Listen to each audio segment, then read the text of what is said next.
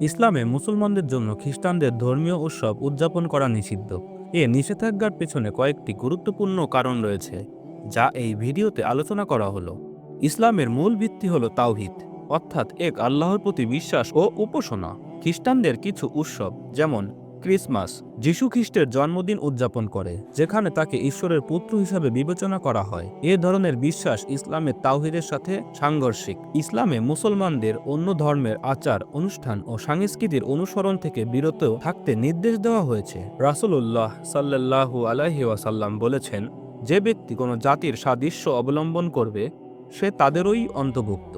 অতএব খ্রিস্টানদের ধর্মীয় উৎসবে অংশগ্রহণ করা তাদের সংস্কৃতির অনুসরণ হিসাবে বিবেচিত হয়, যা ইসলামে নিষিদ্ধ।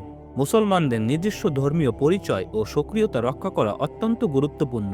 খ্রিস্টানদের উৎসবে অংশগ্রহণ করলে ইসলামী সংস্কৃতি ও মূল্যবোধের সাথে সংঘর্ষিত হতে পারে এবং মুসলমানদের নিজস্ব পরিচয় ক্ষুণ্ণ হতে পারে।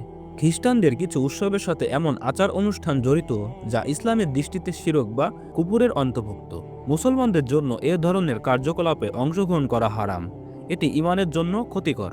হাদিসে বর্ণিত হয়েছে, রাসূলুল্লাহ সাল্লাল্লাহু আলাইহি ওয়াসাল্লাম বলেছেন, তোমরা মুশরিকদের উপাসনালয়ে তাদের উৎসবের দিনগুলোতে প্রবেশ করো না, কারণ সেই সময় তাদের উপর আল্লাহর গজব নাজিল হয়। অতএব খ্রিস্টানদের ধর্মীয় উৎসবে অংশগ্রহণ করা আল্লাহর গজবের কারণ হতে পারে। উপরোক্ত কারণগুলো বিবেচনা করে ইসলামে মুসলমানদের জন্য খ্রিস্টানদের বড় উৎসবগুলো উদযাপন করা হারাম হিসাবে বিবেচিত হয়।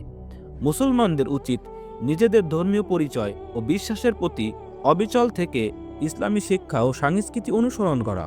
আবার আমরা অনেক মুসলমান রয়েছি যারা তাদের সাথে এই অনুষ্ঠানগুলোয় অংশগ্রহণ করে, আবার সোশ্যাল নেটওয়ার্কে পোস্ট করে ক্যাপশন দিয়ে তাদের উৎসবের নামগুলো উল্লেখ করি খুব সুন্দরভাবে।